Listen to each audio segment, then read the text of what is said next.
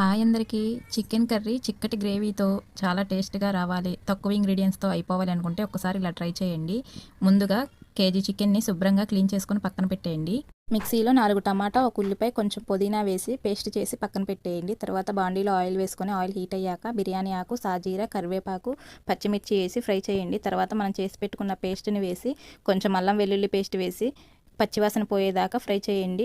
తర్వాత చికెన్ వేసుకొని కొంచెం పసుపు, కొంచెం ఉప్పు వేసి బాగా కలిపి ఒక 10 నిమిషాలు మగ్గనివ్వండి.